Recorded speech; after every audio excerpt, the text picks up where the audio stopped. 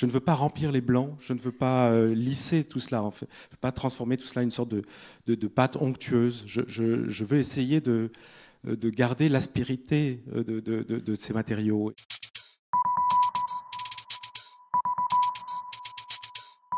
Je vais vous présenter donc assez brièvement Christophe.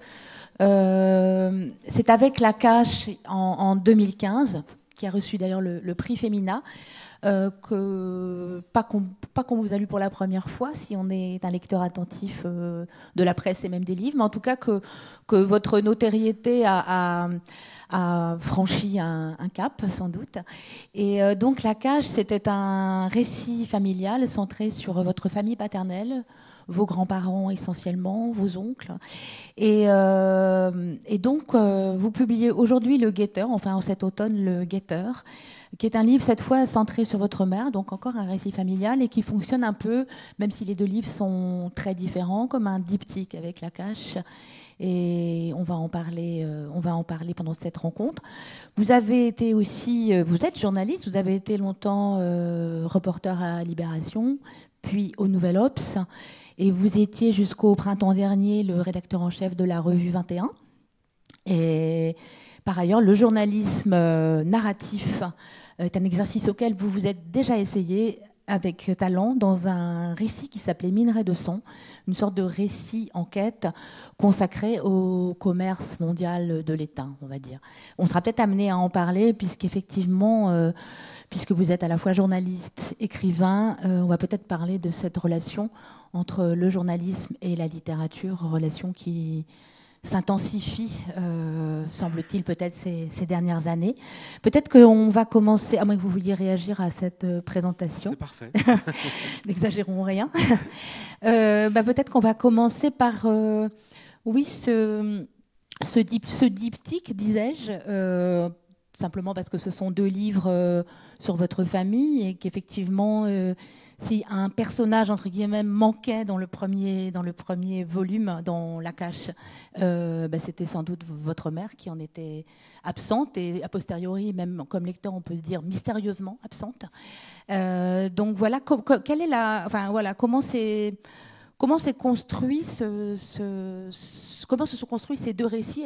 Est-ce qu'ils se sont construits ensemble ou est-ce que ce sont vraiment deux gestes séparés? Quelle est l'histoire de ces livres? J'ai envie de dire les deux. C'est vrai que il y a un jeu de miroir entre ces deux histoires qui est extrêmement troublant, parce qu'on parle quand même d'histoires vraies. Donc du côté paternel, il s'agit d'une famille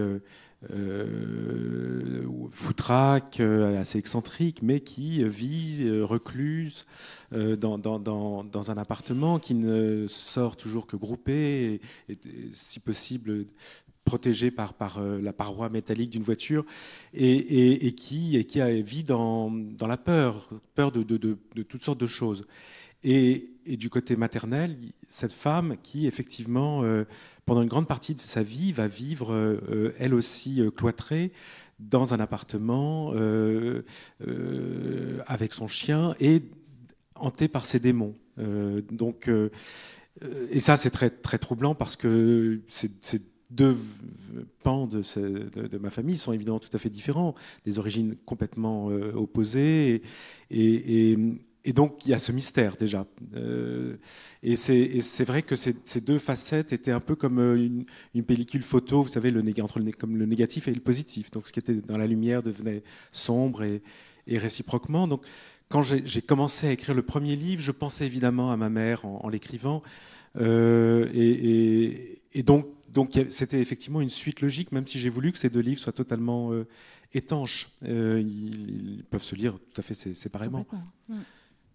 Et donc, ça veut dire que chronologiquement, effectivement, vous avez commencé par écrire La Cache, cette histoire de vos grands-parents, enfin de vos grands-parents paternels, et que l'écriture du Guetteur est survenue dans un second temps. Oui, j'avais à un moment donné caressé l'idée effectivement de lier les deux histoires, mais en fait c'est des histoires très très différentes, donc j'ai procédé effectivement en deux temps. La première histoire, c'est une histoire d'enfermement. C'est vraiment, il y a vraiment des gens qui vivent dans un univers où la frontière entre l'intérieur et l'extérieur est centrale et définit toute leur vie, tout leur mode de vie. Et dans la seconde histoire, effectivement, il s'agit aussi d'une personne recluse, mais c'est la figure de l'ennemi qui compte. C'est la figure qui peut être aussi le guetteur. Donc c'est une autre histoire et évidemment une autre narration. Parce que vous racontez donc au début du guetteur que donc, quand votre mère est décédée en triant dans ses papiers, vous avez trouvé des débuts de romans. De romans policiers. Vous saviez qu'elle était lectrice de romans policiers, vous ne saviez pas qu'elle avait tenté d'en écrire, hein, qu'elle en avait ébauché plusieurs. Et en fait, les écrits de votre mère sont aussi présents de fait dans le guetteur. Est-ce que c'est important Absolument. C'était important que ce... Mais c'est vrai que la découverte de cette pochette avec ces manuscrits, ces débuts de romans qui s'arrêtent tous au bout de quelques pages, a été sans doute vraiment en plus un déclic pour moi, donc dans mon envie d'écrire. Et évidemment, ces débuts de romans, elle nous les a légués un petit peu. Donc son envie d'écriture fait partie de son héritage. Et sauf que ça a été aussi son échec. C'est quelque chose qu'elle n'a jamais réussi à mener à bien. Et donc évidemment, cette envie de reprendre son travail d'écriture là où elle l'a laissé, mais est un des fils du livre. D'autant que le texte qui est le plus développé dans cette pochette est le seul à avoir un titre. Et le titre, elle l'a appelé La nuit du guetteur, en référence au poème d'Apollinaire. Mon cœur, pourquoi battu, comme un guetteur mélancolique, j'observe la nuit et la mort.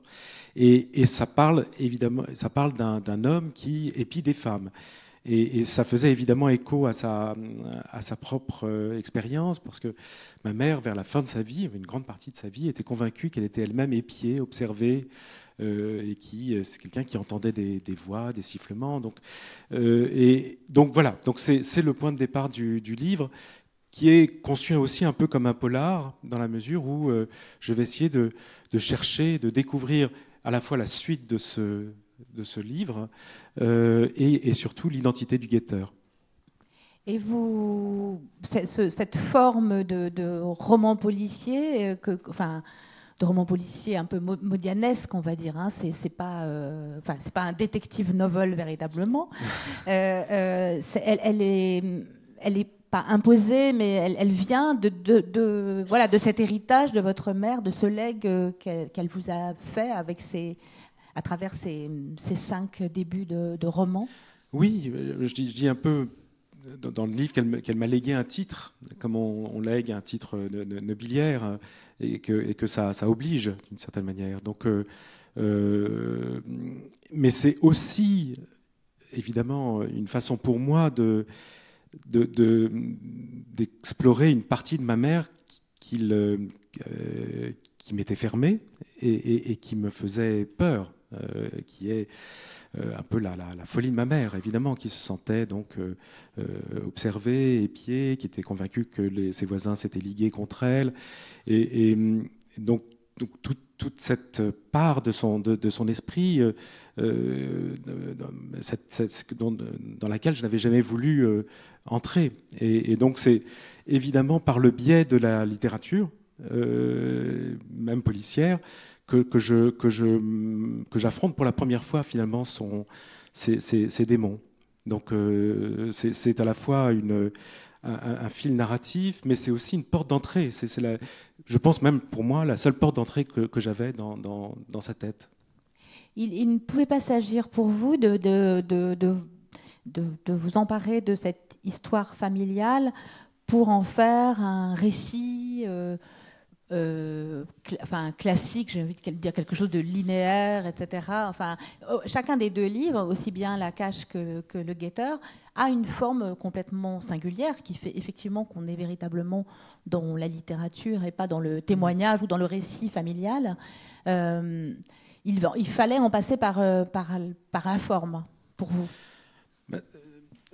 En tout cas, pour moi, ce qui est important dans ces deux livres, c'est vraiment quelque chose, une forme un peu modianesque, en l'occurrence, d'essayer de garder quelque chose, de lutter contre l'oubli, de garder quelque chose de tout cela et qui est en train de disparaître, qui disparaîtra avec moi autrement. Donc il y a quelque chose de l'ordre de la reconstruction. Donc je crois que c'est du ressouvenir plus que du souvenir. Donc je travaille une matière qui est effectivement extrêmement fragmentaire, hein, qui est des souvenirs, des anecdotes, des faits rapportés, mais aussi des choses encore plus insignifiantes, comme des tickets de caisse, des mots griffonnés sur un bout de papier, toutes ces choses qu'on laisse en disparaissant, en mourant. Et j'essaye à partir de cela, effectivement, d'essayer d'approcher cette personne qui était ma mère. Mais je ne veux pas, et ça c'était très important aussi pour La Cage, je ne veux pas remplir les blancs, je ne veux pas lisser tout cela, en fait. Je ne veux pas transformer tout cela en une sorte de pâte onctueuse. Je veux essayer de garder l'aspérité de ces matériaux, et ne serait-ce que par respect du lecteur. J'essaye de faire en sorte que le lecteur sache à quoi il a affaire, à quel type de matériaux il est confronté. Et parce que je pense que si on essaie de reconstruire à l'identique, ça fait de la très mauvaise architecture. Quand on a voulu reconstruire, ça paraît très prétentieux comme image, mais Babylone, donc c'est Saddam Hussein en a fait un temple hollywoodien, ou c'est Disneyland. Donc il faut garder les vestiges en l'état, mais il faut que ces vestiges prennent sens. Il faut sortir du tel. Vous avez une sorte de monceau d'amas qui ne veulent rien dire. Essayer de trouver effectivement une cohérence, de restituer ou de faire sentir aux autres ce qu'il a pu avoir avant, mais sans évidemment mettre du ciment et de reconstituer un passé qui n'existe plus. Et vous choisissez en fait pour parler de votre mère, pour y penser peut-être vous-même, vous choisissez deux fils, deux moments de sa vie, deux fils narratifs. Votre mère jeune fille et votre mère âgée, avec effectivement entre les deux cet âge adulte, peut-être vous l'avez connu, que justement vous vous concentrez sur les moments où votre mère peut-être vous est la plus inconnue. Oui, en fait, en commençant ce livre, je ne savais pas exactement ce que je voulais faire, mais je savais précisément ce que je ne voulais pas faire. Et je ne voulais pas écrire un livre sur l'enfance. Il y a eu des livres magnifiques sur l'enfance, Nathalie Sarraute, le livre de ma mère, d'Albert Cohen. Il y a toutes sortes de livres sur les mères, les fils et les mères. C'était pas mon objet, c'était pas mon projet. Je voulais parler de la mère que je ne connaissais pas, justement, de celle qui avait toujours été mystérieuse pour moi, et donc je voulais parler de la femme auprès de laquelle je n'étais pas présent. Donc avant moi et après moi. Alors, après, dans le sens où cette femme a passé 20 ans de sa vie dans une relative solitude, je la voyais, mais pas tout le temps. Et j'ai essayé de comprendre qu'est-ce que c'était que cette vie, ce qui est quelque chose d'assez malheureusement universel dans les grandes villes. Hein. Une vieille dame seule, avec son chien, il y en a dans tous les immeubles parisiens. Donc, mais quelle était sa vie, comment remplissait-elle ses journées? Donc j'ai essayé de comprendre ça. Et c'était pour moi essentiel. C'était une question qui effectivement me hantait et me hante toujours. Et la première partie de sa vie, c'est aussi une autre question qui pour moi était essentielle, c'est de savoir, qui est aussi, là pour le coup, une quête de l'origine, c'est de savoir de quel accident, de quelle suite d'événements on est le produit, on doit l'existence. Donc, comment cette femme a rencontré mon père et dans quelles circonstances je suis venu à la vie. Et donc, en pensant également qu'il y avait un lien entre ces deux histoires, en pensant également que cette mort sociale de ma mère dans sa seconde vie était sans doute liée à sa première vie, justement, peut-être sa vraie vie. Et quelle a été votre façon de travailler? Est-ce que vous êtes journaliste? Est-ce que vous avez enquêté en journaliste sur votre mère? On vous voit, vous vous mettez en scène, si je puis dire, dans le livre, notamment rencontrant les témoins de les 20 dernières années de sa vie. Est-ce que vous avez enquêté aussi sur la première partie la première partie de sa vie, sa jeunesse, cette époque que vous retracez également? Alors, c'est vrai, comme j'ai été journaliste, je le suis encore, la forme de l'enquête est une forme qui m'est familière et qui, sans doute, c'est aussi une façon pour moi d'aborder le réel. Même si je suis un assez mauvais enquêteur dans ce livre. Je pense que dans n'importe quel journal, j'aurais été sans doute renvoyé après un livre pareil. Parce qu'il y a au bout de cette enquête, il y a encore beaucoup de questions qui demeurent sans réponse. Et d'ailleurs, je ne cherche pas forcément à y répondre. Et puis j'interroge des gens qui n'ont finalement pas forcément grand-chose à dire, mais qui sont des témoins essentiels de la vie de cette femme, qui sont ses voisins, enfin, tous les gens que vous croisez comme ça, sans vraiment les voir quotidiennement. Et j'enquête également effectivement sur la première partie de sa vie, pendant la guerre d'Algérie, où là elle est étudiante, mais surtout activiste dans un groupe de soutien au FLN algérien. Et là encore, les éléments disponibles sont extrêmement ténus. Il n'y reste pas grand-chose. J'ai rencontré une personne avec qui elle avait milité, mais les autres ont disparu. J'ai rencontré d'autres porteurs de valises, mais qui ne savent pas grand-chose, même sur les gens avec qui ils militaient, parce que cette histoire-là, d'abord, n'a pas été vraiment racontée, parce que des soutiens français, enfin des porteurs de valises, des soutiens français oui, au FLN. Il y a eu un livre d'Amon et Rothman, mais c'est le seul. Comme m'a dit très justement l'une des personnes que j'ai vues, les seules archives qui existent sont celles de la police. Parce qu'ils étaient justement dans la clandestinité, ils ne connaissaient que des pseudonymes, ils ne savaient pas trop qui faisait quoi, ils ne savaient même pas trop ce qu'ils faisaient eux-mêmes. Mais tout ça, ça m'intéressait en tout cas. Je trouvais que d'essayer de rendre compte justement de cette vie clandestine, mais qui est aussi tout à fait où qui n'a pas été où l'héroïsme est absent, où les gens eux-mêmes ont le sentiment de ne rien faire ou de ne faire que des choses finalement très très secondaires. Et donc voilà. Donc j'ai essayé effectivement de raconter cette histoire, mais encore une fois à partir de très peu de choses. C'est-à-dire, vous n'avez pas été dans des archives, vous n'êtes pas allé, dans des archives, vous n'êtes pas allé... Je suis allé dans les archives de la police, justement. Mais alors, les archives de la police, vous avez effectivement des fiches de filature. C'est fascinant, les fiches de filature, parce que le livre aussi est autour de la figure du guetteur. C'est un livre où tout le monde suit tout le monde. Et donc là, vous avez 7 semaines de filature. La police va suivre pendant une trentaine de personnes dans tout Paris. Et quand vous suivez quelqu'un, tout devient suspicieux. Le moindre élément prend une portée extraordinaire, mystérieuse. La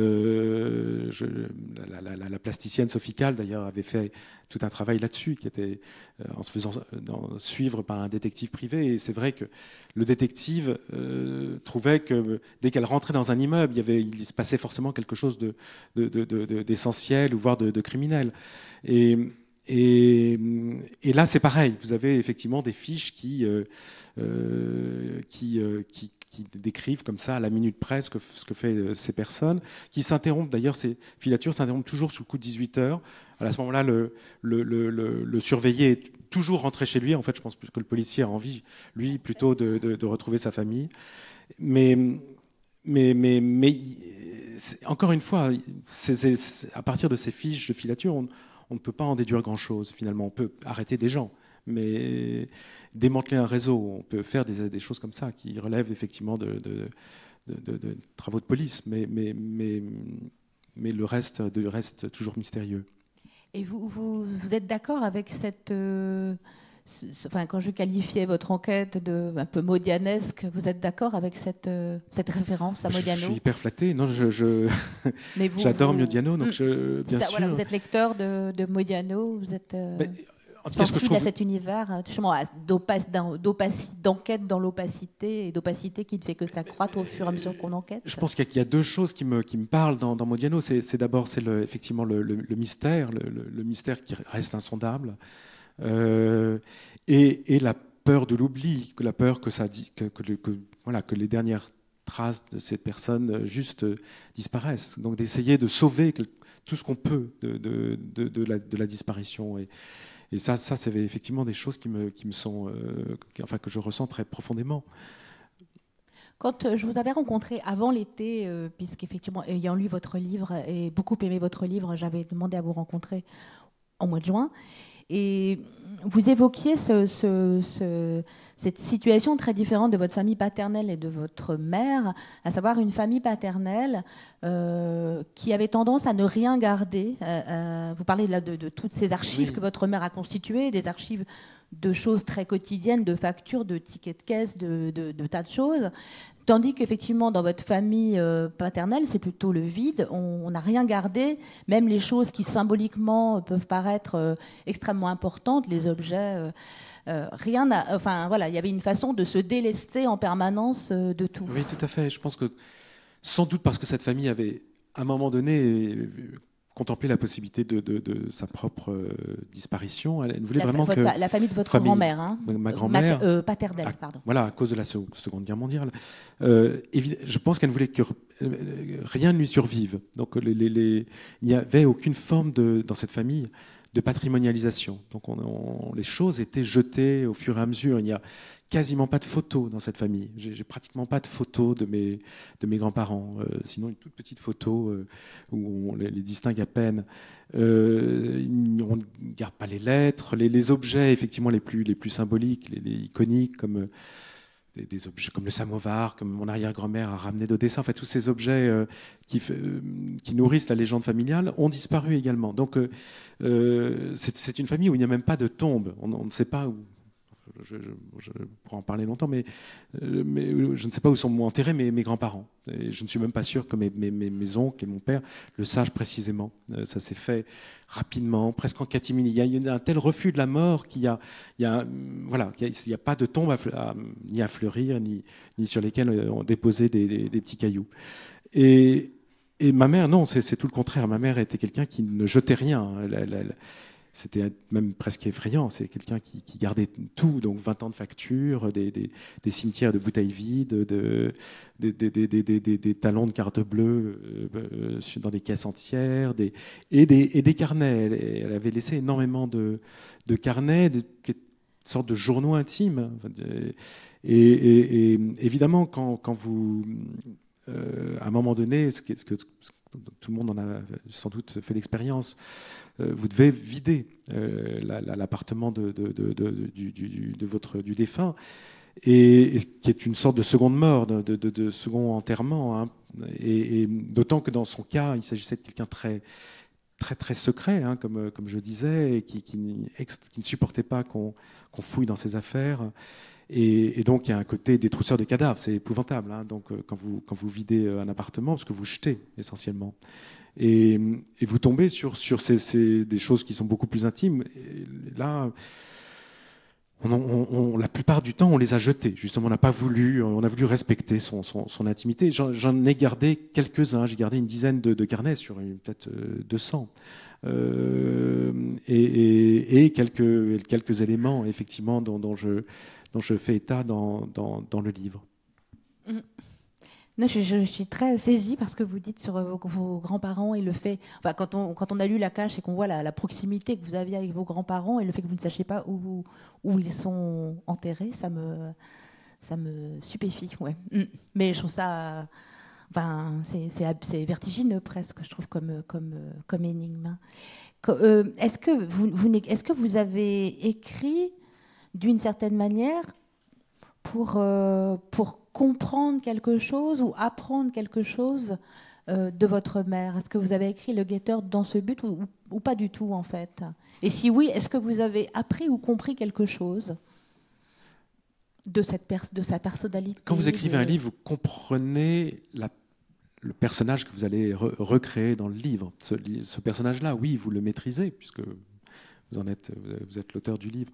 Mais est-ce que je comprends mieux ma mère? En tout cas, je ne suis pas sûr que je la connais pas mieux, mais je la comprends effectivement un petit peu mieux. En tout cas, je comprends mieux la mère que je me suis recréée à l'occasion de ce livre. Je ne sais pas si j'ai répondu à votre question. Mais... toute réponse est bonne. Et qu'est-ce que je voulais dire? Oui, vous avez été, donc vous avez été et vous êtes encore journaliste. Je sais que ce livre que vous avez écrit en 2012, Minerai de sang, qui est de l'enquête, vous le considérez comme votre premier pas posé sur le champ de la littérature, on va dire. Mais néanmoins, c'est vrai que vous le posez encore plus fermement les pieds en littérature avec ces deux livres consacrés à votre famille.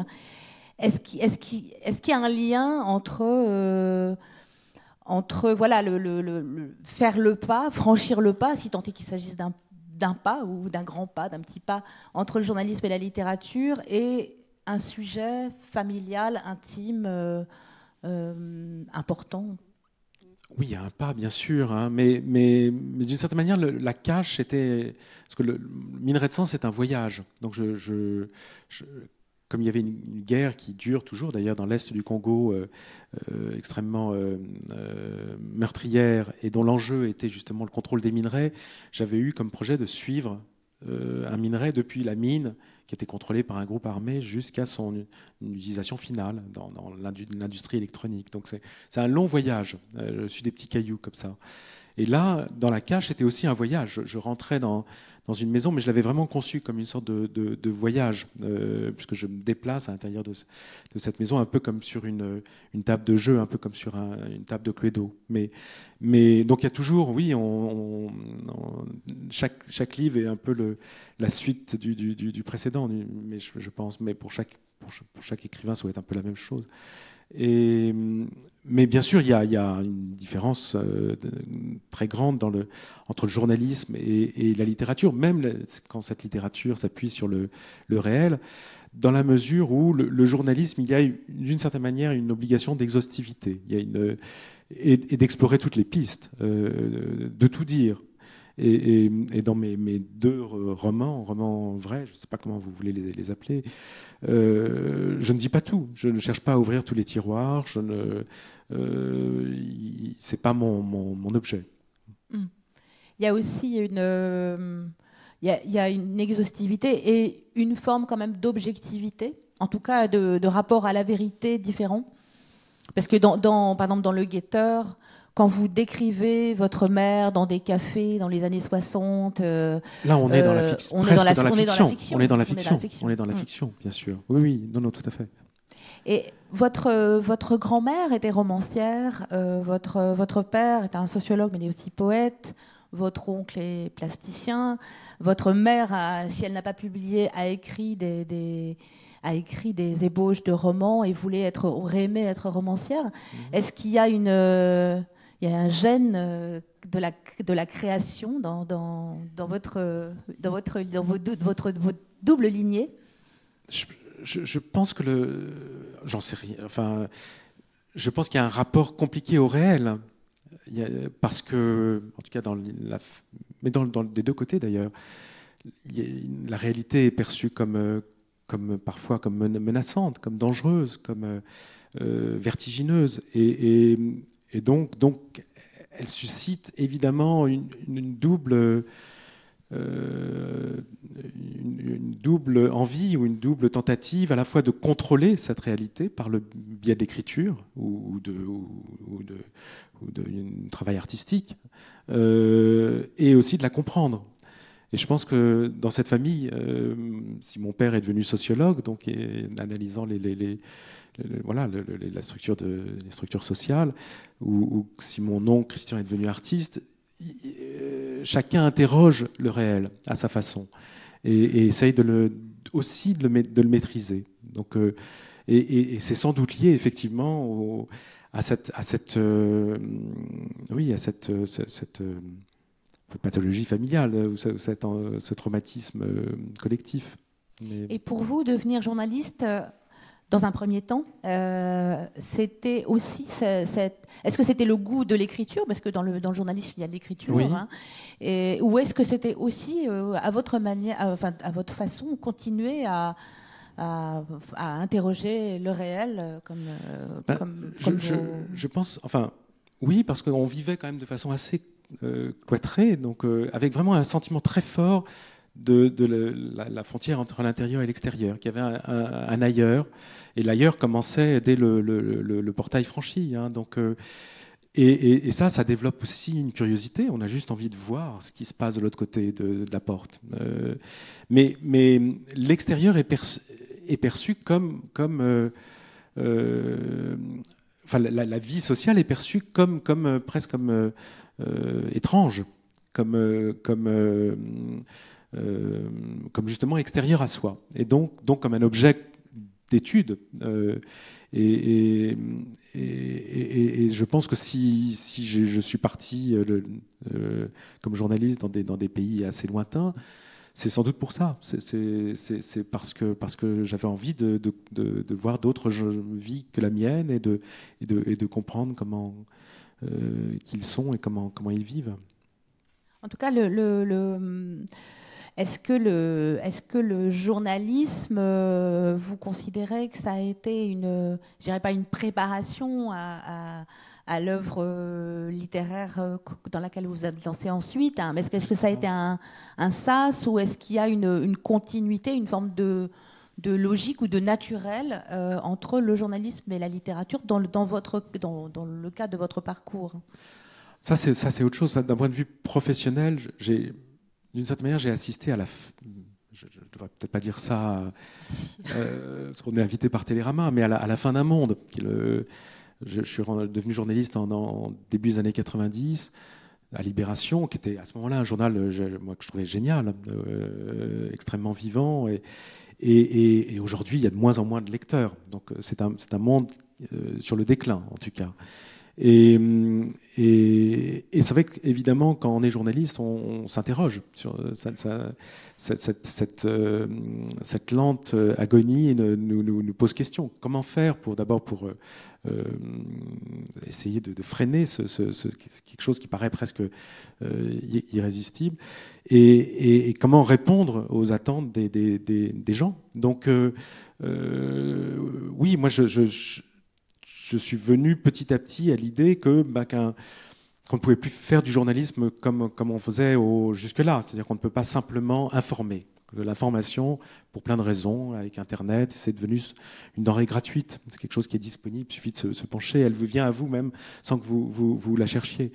Et donc il faut apporter quelque chose d'autre. Et que ce quelque chose d'autre peut-être passer par la narration et le récit. Qu'une forme de journalisme plus narratif, et peut-être une voie de survie, en tout cas. Et que ça permet aussi de répondre à une autre chose qui est presque effrayante, c'est que c'est cette ère du soupçon. C'est-à-dire que les gens, en plus, ne croient plus les journalistes. Quand vous faites des enquêtes de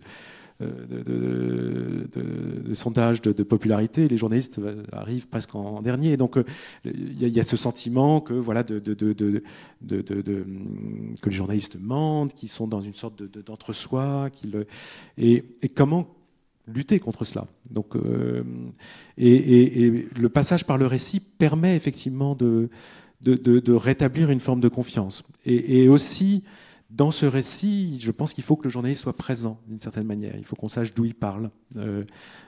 Et donc d'une certaine manière, le journalisme, je pense, qui m'intéresse, est assez proche finalement de la littérature.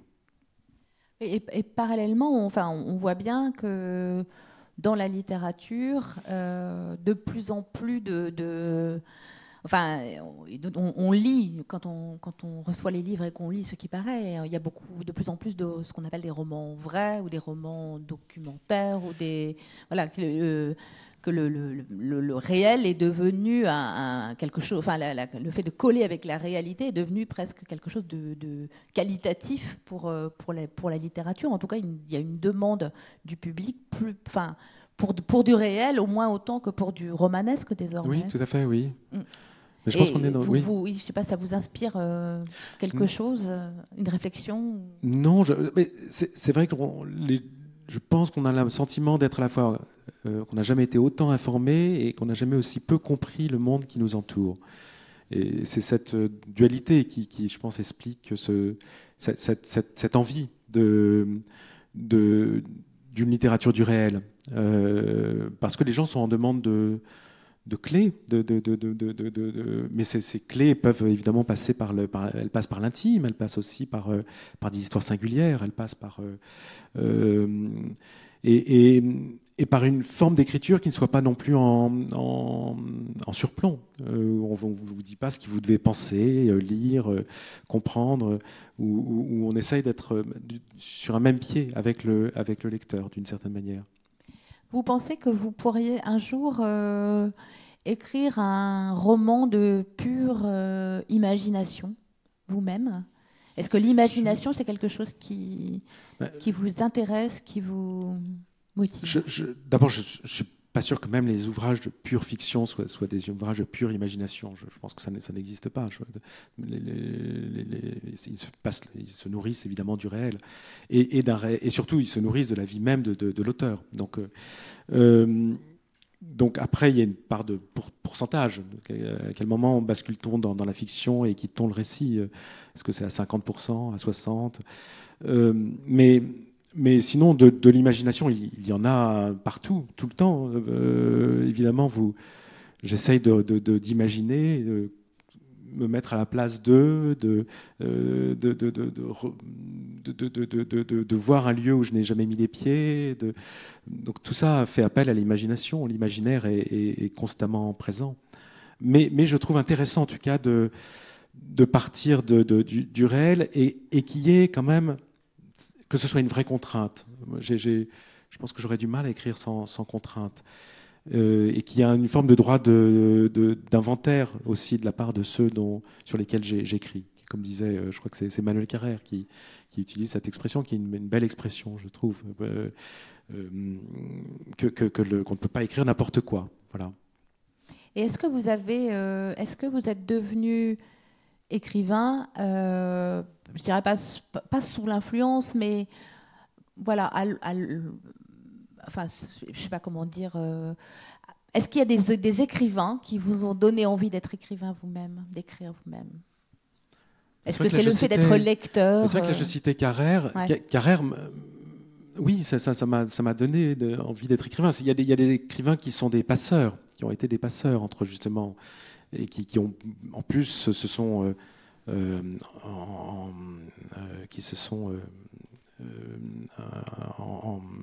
précipités dans cette brèche de la narrative non-fiction ouverte par des gens comme Truman Capote.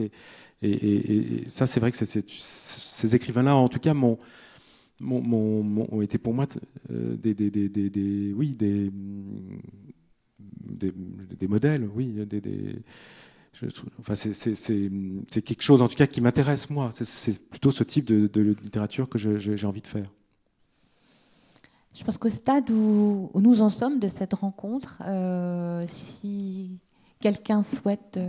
on voit rien, nous, donc je vous laisse... on voit absolument rien, à part un flash énorme, un gros projecteur.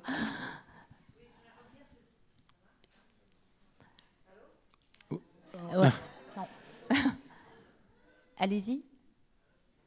Bon, alors, je voulais revenir sur cette notion de roman vrai. Moi, je me suis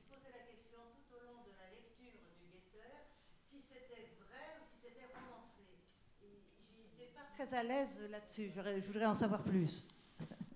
Bah, tout est vrai, mais il y a évidemment...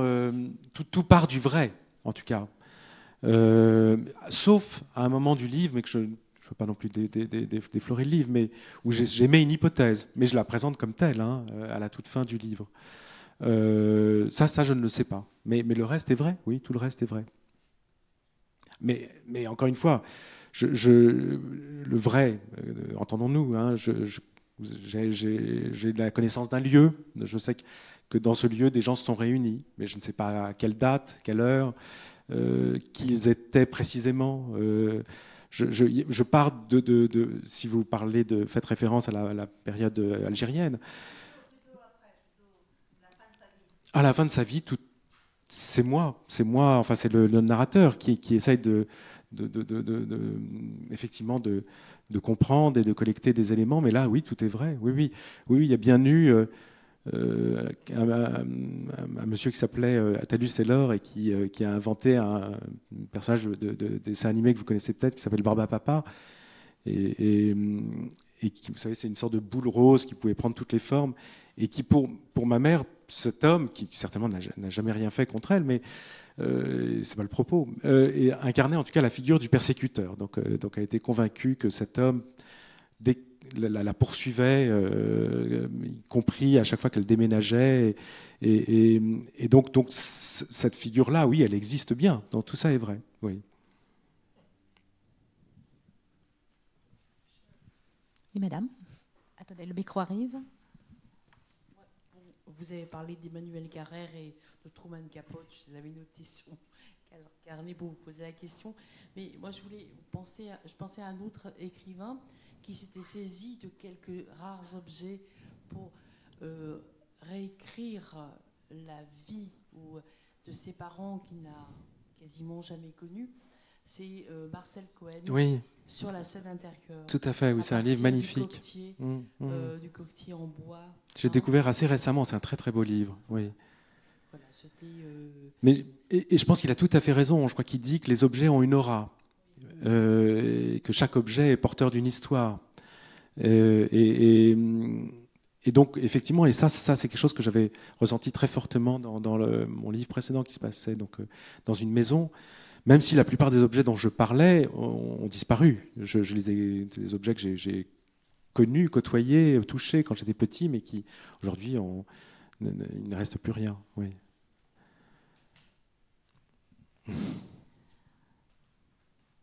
Est-ce qu'il y a une autre question ?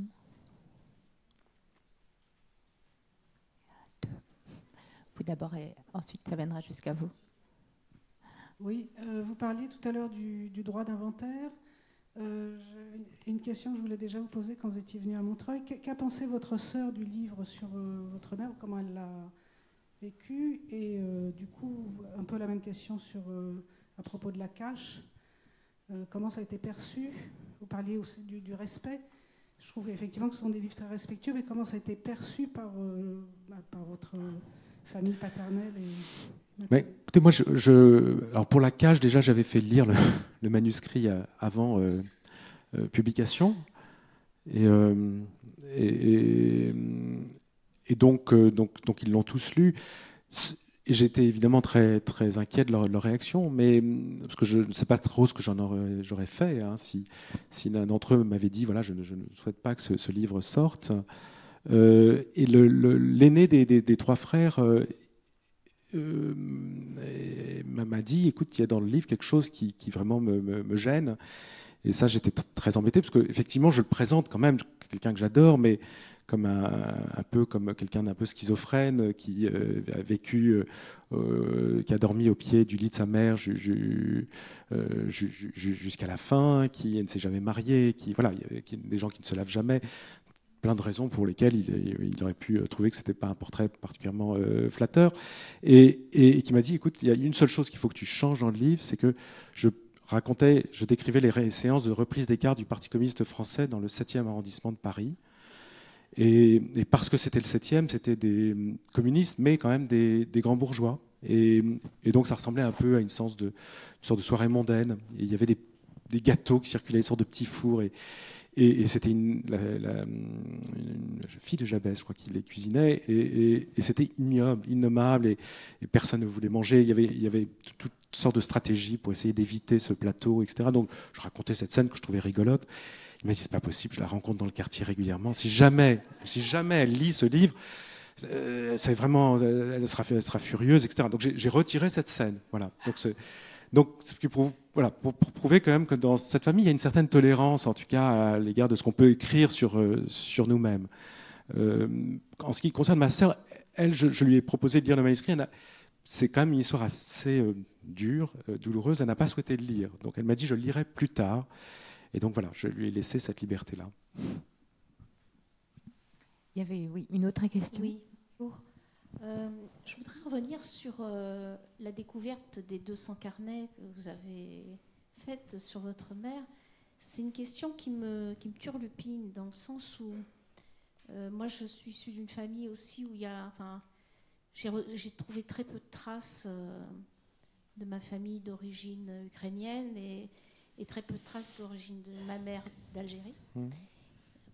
Quasiment pas de traces. Et donc, j'ai un fils et quand j'ai vu le film sur la route de Madison, où les enfants retrouvent aussi cette relation que leur mère a eue.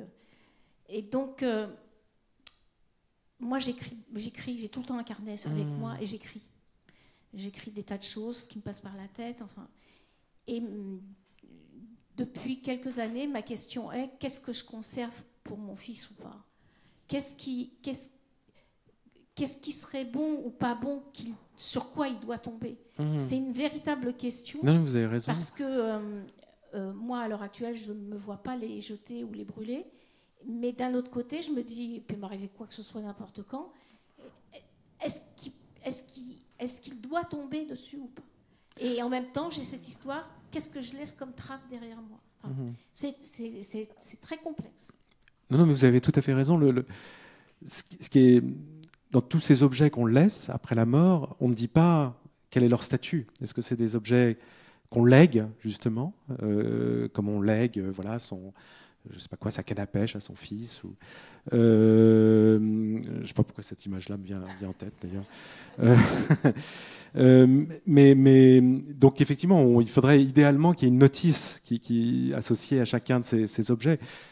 Mais en même temps, est-ce que c'est aussi une bonne chose de vivre déjà dans l'attente de sa propre mort avec des sortes de testaments raccrochés à chacun des objets qui nous entourent ? Peut-être pas une très bonne idée non plus. Donc, non, je pense que c'est un problème insoluble.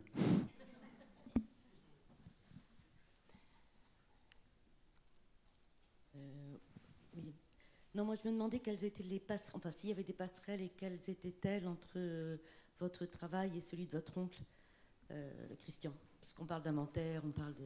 Non, mais vous avez tout à fait raison. Je pense que je suis assez... Enfin, j'admire beaucoup le travail de mon oncle et ça m'a beaucoup inspiré.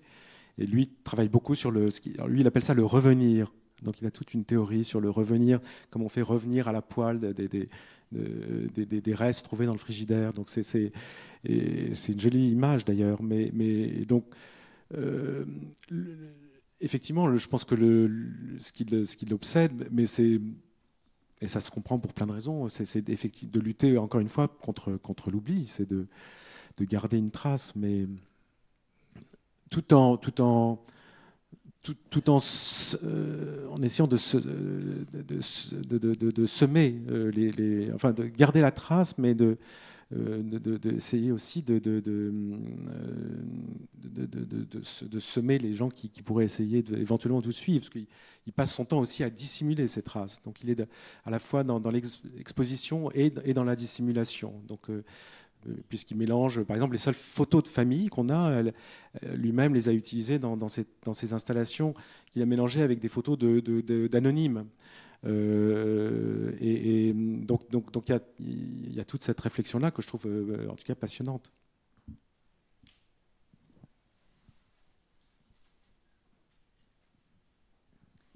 Est-ce que vous avez déjà le prochain thème d'un livre ? C'est marrant parce qu'on en discutait là, tout à l'heure et je disais que j'avais des pistes, mais que je n'avais pas encore le sujet. Oui, parce que je demandais effectivement du coup à Christophe, mais qu'est-ce que c'est qu'un sujet pour vous? Donc allez-y. J'ai mon éditrice dans la salle, donc je ne sais pas si je dois avouer tous mes questionnements. Mais enfin, il y a un sujet, c'est une histoire, tout simplement. Donc, je n'ai pas encore l'histoire. Vous n'avez pas encore l'histoire, mais vous avez quelques éléments de l'histoire. En tout cas, des choses qui m'intéressent et que j'ai envie d'explorer. J'ai des questionnements. Et peut-être des secrets, encore une fois, que je ne serai incapable d'élucider, mais qui seront sans doute, qui me serviront d'aiguillon. En tout cas, il me reste donc à vous remercier infiniment, Christophe, de votre présence et de votre parole. Et merci à vous de votre attention. Merci beaucoup. Merci beaucoup.